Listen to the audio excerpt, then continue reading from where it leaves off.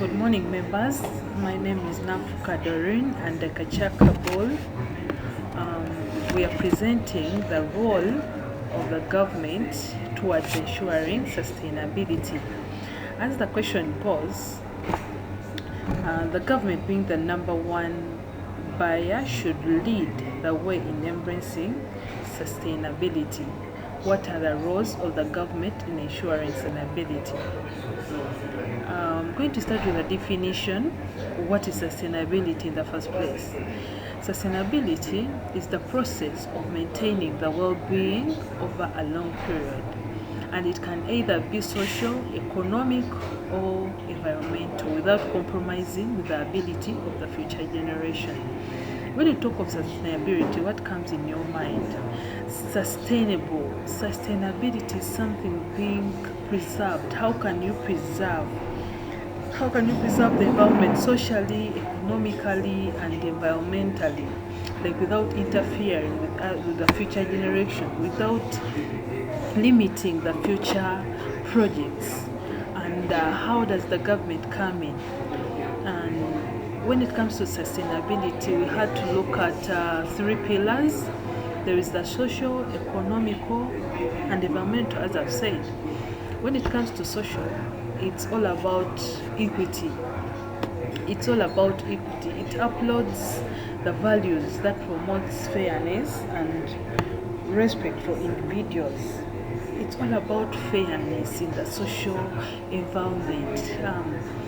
Calling something sustainable socially, it has to be like balancing.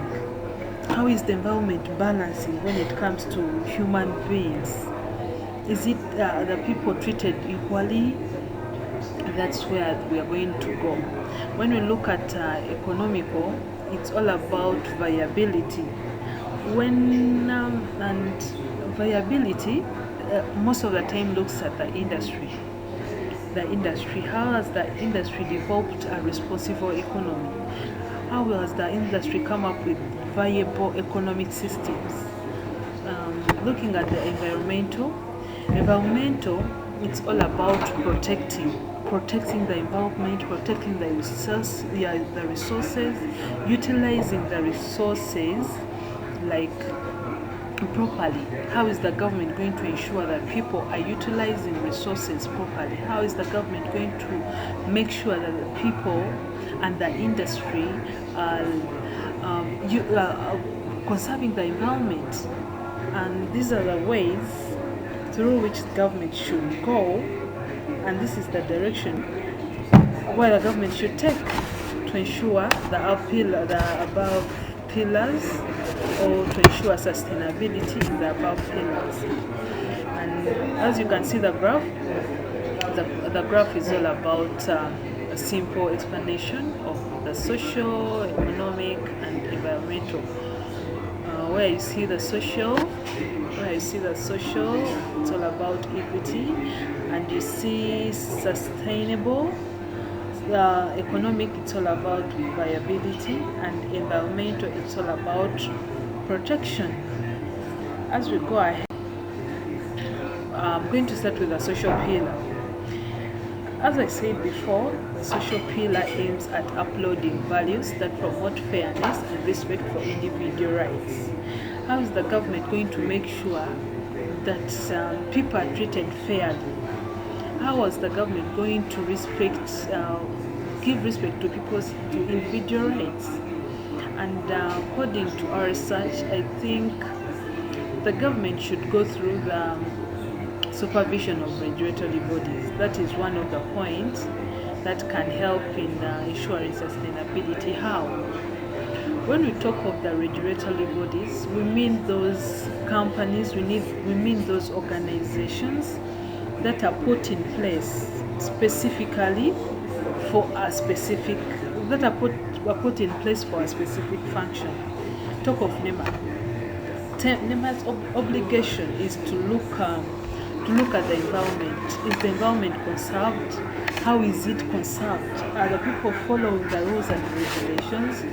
Are the resources utilized properly? But however, such organizations, if they are not followed, if you don't do a follow-up on such organizations, if you don't supervise them, there's no way you're going to attain the objectives. There's no way you're going to achieve the objectives without a proper supervision. Because at the end of the day, people have to be managed. People have to be managed, and to manage people properly, you need that alignment. You need the monitoring. You need to keep on pushing them, because some people are reluctant to doing their duties. You need to push them to find out whether the rules and regulations are put in place. Remember, the government, these regulatory bodies are under rules and regulations. So you have to do a follow-up to see are the rules and regulations followed as prepared by the government. How is their compliance with the law? Okay, to monitor the actual behavior and conduct of the people towards the environment, and to oversee the safety of the environment. So, through supervision, I'm so sure there can be attaining like a sure deal of sustainability in the country. When we go to creating education awareness programs, due to such environmental problems, for example, climate changes, global warming, it has led to the failure of different businesses in the country. And however, those climate changes and the global warming most of the time are caused by the people. But it can be avoided by promoting the awareness program, which processes they allow individuals to explore environmental issues. How? They are taught how to conserve the environment. They are shown the effects of not conserving the environment, the positive and the negative. They are taught how to promote, how to conserve the environment, and they are taught the benefits of conserving the environment. Okay, so if people are aware, because most of the people do things out of ignorance. However, if you're aware of what you're doing, it's kind of hard for you to do otherwise. My view is creating an education awareness program can be of great help in ensuring sustainability, but it can be through the government's influence, because government is the authority in the country. So it can be through its influence. We can also look at advancing priorities. When you set clear priorities, for example, advancing health and education, reduction of inequality, accelerating economic growth, and also partnering to make climate change, this can help. This can protect the forests, also working hand in hand with the community for the success. What was I saying? If some sectors are prioritized, like if you talk of the health and you talk of the educational sectors, if at all they are prioritized, they are given more attention. People like for us in procurement, you don't just study procurement. Here comes sustainability, like you learn how to different aspects of life. So education is it is so diverse that you get to know different things out of education. So if the government gives education a priority, it can be of great help in ensuring sustainability. Leaving that alone, we can go ahead and look at train the trainer model. When you talk of train the trainer model, this is the method where a trained person trains another one, who train another one, and train another one, and so the chain continues. If someone is good at something, if you're trained already, for example, if you're a procurement officer and you're well trained, there is no harm in you training another one how procurement procedures are done. And that another, for example, I train Carol procurement. Carol trains MITI, MITI trains Costa, and the chain continues. In that, in the absence of one person, another one can be able to elaborate, another one can be able to give more light on what procurement is. The same thing happens in sustainability. If you train, like through the awareness program, if people are trained, make sure those trained people train others, and train others over and over again. Let it be a continuous schedule. Let it be a chain. It can help in promoting sustainability, but all in all, it has to be the government's effort. And when we are to look at the economic pillar, this is based on the company's ability to develop a responsible and a viable economic system. How is the government going to penetrate the company's regulations? How is it going to align? How is it going to work hand in hand with the company to ensure sustainability through a viable economic system?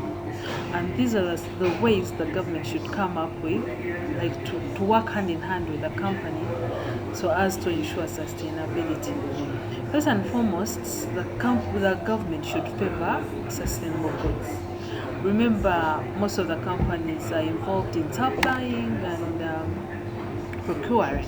They procure different things, they supply different goods and services. However, most of the goods involved in the procurement and the service are unsustainable if not followed up. And if the government decides to favor the sustainable goods, if the government decides to give priority to the sustainable goods, like through increment on taxes for those unsustainable goods, through putting restrictions on the sustainable goods, through penalties to those companies that procure unsustainable goods, that it should be able to boost the consumption, to boost the procurement of sustainable goods, which favors the environmental conservation. And this has to be a rule from the government. It has to be a law from the government, because as we all know, that government is the law, government is the authority. It sets laws and we are there to abide by the rules. And if it favors the sustainable goods through low taxes, through trainings on the advantages of the sustainable goods, there it will be an open platform. It will be a go-ahead for people consulting unsustainable goods to go for sustainable goods. When we look at buy from suppliers with sustainable standards, government should emphasize buying goods and products from suppliers who themselves have sustainable policies and certification. Okay? The government should endeavor to ask suppliers to see the evidence of sustainability before procuring goods and products from them. How is the government going to ensure that this supplier has sustainability standards? There are what we call considerations. What does the government consider the sustainable standards? That's what it has to look at when getting a supplier. Does the supplier qualify? Does he qualify to supply goods? Which type of goods is this supplier giving out? What are the procedures? Are they environmental friendly? Are they affecting the environment in any way? Affecting the industry? Affecting the economy? Or affecting the people somehow? So it has to look at those standards, because procurement most of the time is a procedure. It has to look at the procedures. The procedures is the company has sustainable standards. That's where should be the platform where the government should start from and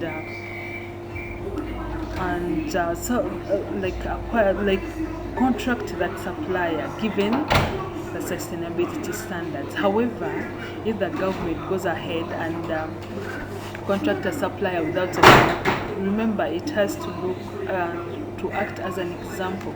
We are looking at the government. If it does wrong, and the people are also prone to doing wrong, so the government should look at the sustainable standards before considering someone a supplier, a legit supplier. And going to the next point, create a procurement policy and action policy. When we talk of procurement policy and action policy, we mean these clear paths. We need the clear paths that provide directions on the sound basis on which to build efficient strategies. Which ways, these clear ways that direct the authorities, direct the people on how to build efficient strategies. How are we going to build efficient strategies?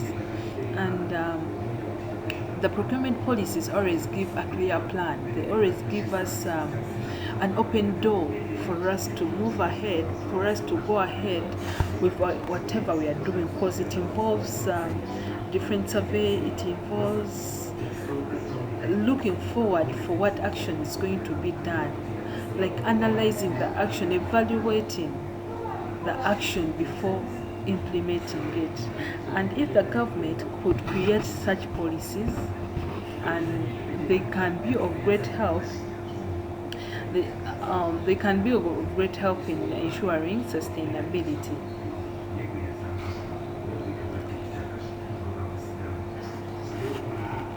Okay, the next point is the government should buy locally made products. When we talk of locally made products, these are the products made within the country, and sometimes people oversee such products. They prefer those ones for overseas. Like, I hear they're genuine, I hear they are legit, so they don't give our products a priority. They don't give it a chance. Okay, but if we promote from, we procure from within the country, the miles covered by the products to reach the customers are reduced. We are saving lots of money that can be put in other sectors, like investing in the health sector, the education, security. And locally made products create important economic opportunities, provide better health benefits, since they are made under the country's guidelines. So if they're made under the country's guidelines, we know what we are procuring, we know what it's capable of, we know it's not harmful to the environment. We know that our products are most of the time recycled, than getting products from overseas of which we don't know the guidelines of the production of that product.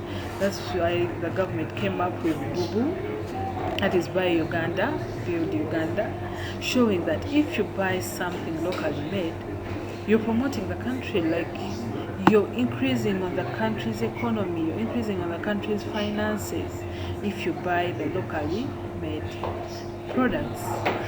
And another point is time-to-time energy consumption evaluation. The government should encourage the evaluation of energy consumption.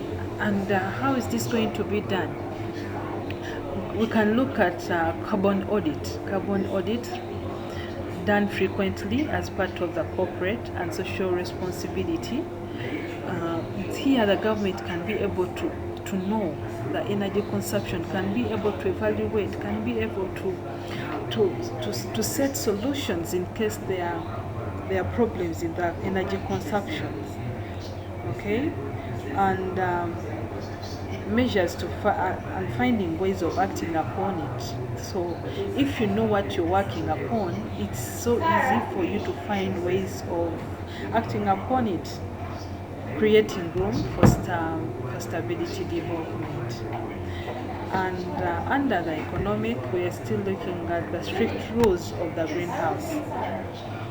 Greenhouses are those gases that have influence on the Earth's energy balance and the causes of greenhouse effects leading to the climate changes.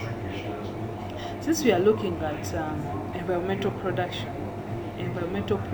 rather, climate changes is part of the one of the reasons why the environment is not conserved properly. However, these changes are brought in by the people. They are brought in by the people, they are brought in by the industries, but if at all, government should put strict rules on such greenhouse gases. There should be no. We are reducing on the gases that influence the Earth's energy. We are reducing on the gases that influence the Earth's energy balance if they are restricted. Okay? Thank you. My colleague is going to start from there. Makachak is going to take over.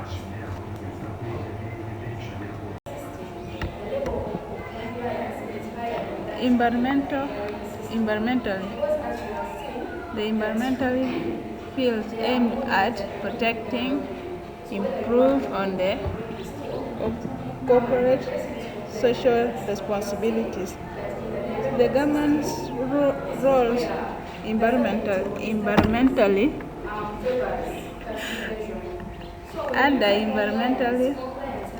there's strict rules and regulations. Government needs to come up with strict rules and regulations considering implementation of the 3 R's, which are reuse, reduce and recycle. This can be used in procurement by buying products that can be reused and recycled, and also reduce buying products which cannot be reused or recycled.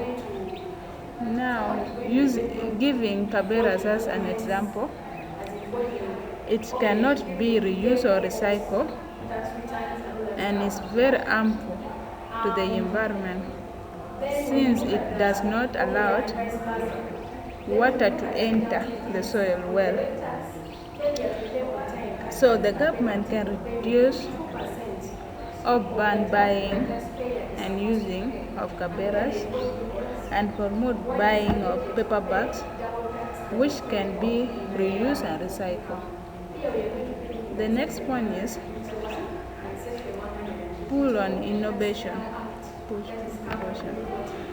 Government should promote innovation in its procurement process and produce and product development so that environmental impact can be reduced. This requires looking for new ways of buying, like building relationship with suppliers, encouraging entrepreneurship, non-discrimination in suppliers selection. This will promote sustainability both economically and environmentally. The next point is promote green purchasing.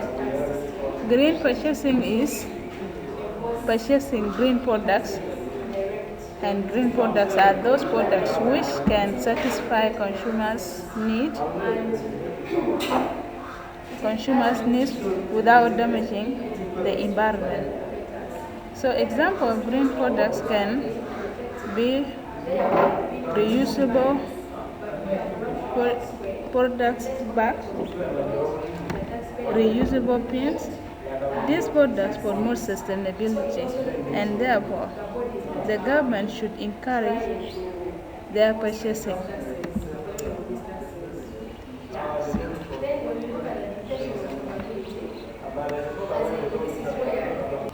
Okay, and when we look at developing public procurement policy and action plan as another way of the government ensuring sustainability environmentally, we are looking at creating clear paths and providing directions on sound basis on which to build efficient strategies. This is the way on how to build efficient strategies so as to put in place the objectives of the project. And the government should come up with this so as to ensure sustainability.